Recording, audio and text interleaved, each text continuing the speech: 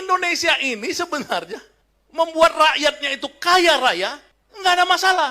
Revolusi mental Jokowi bohong. Semua sekarang elit-elit itu berpora-pora, berpesta pora.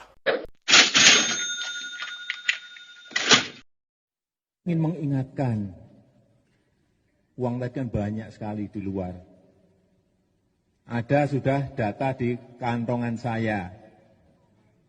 Data di Kementerian Keuangan ada.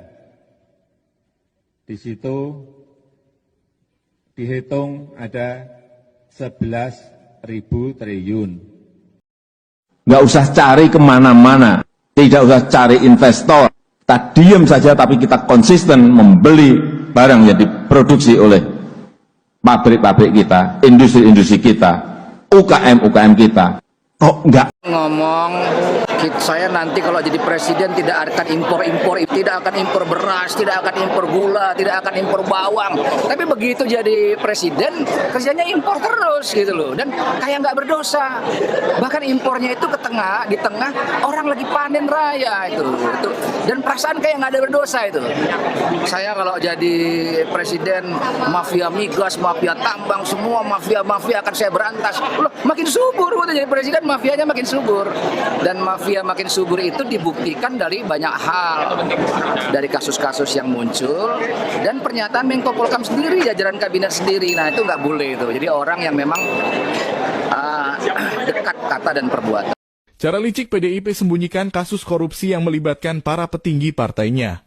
Terungkap sejumlah alasan kenapa politisi PDIP Harun Masiku sudah lebih dari 3 tahun dibiarkan buron oleh KPK terkait kasus suap komisioner KPU sebesar 1,5 miliar rupiah.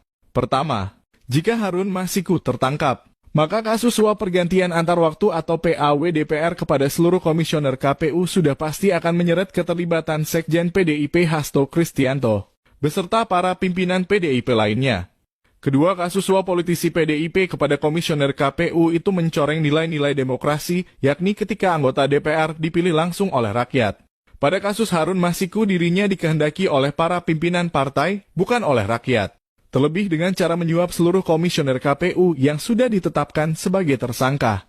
Ketiga, elektabilitas PDIP sudah pasti akan turun signifikan, mempengaruhi keterpilihan politisi PDIP dalam pemilihan anggota DPR maupun pemilihan presiden 2024.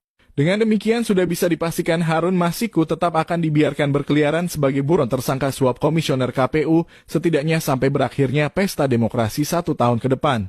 Pokoknya para politisi PDIP yang terlibat korupsi akan dilindungi oleh petugas partai yang sedang berkuasa. Jadi Indonesia ini sebenarnya membuat rakyatnya itu kaya raya, nggak ada masalah. Yang masalah ini pejabatnya pengen kaya sendiri, rakyatnya dibiarin miskin. Ini yang terjadi sekarang. Lihat orang baru eselon berapa itu, yang kemarin, yang kepala kantor ini loh, pertanahan Jakarta Timur. Istrinya di mana-mana, di Swiss, di apa segala masuk. Ini pajak Rafael Alun. Ini masa ada uang pejabat puluhan miliar masih eselon 3. Itu udah sinting, dan itu bukan individu, itu gerombolan rame. Bukan oknum. Makanya saya bilang itu bukan oknum. Ini sudah kejahatan sistematis dan terstruktur dari kerajaan Jokowi, dari rejim Jokowi ini. Ya ini udah kejahatan bersama. Jadi yang perlu dibongkar oleh Anies nanti bukan lagi semata-mata persoalan kecil-kecil, tapi bagaimana melakukan reformasi total. Elit bangsa ini harus direvolusi, bukan mentalnya tapi akhlaknya. Revolusi akhlak, bukan revolusi mental itu sudah bohong. Revolusi mental Jokowi bohong. Semua sekarang elit-elit itu berpora-pora, berpesta pora.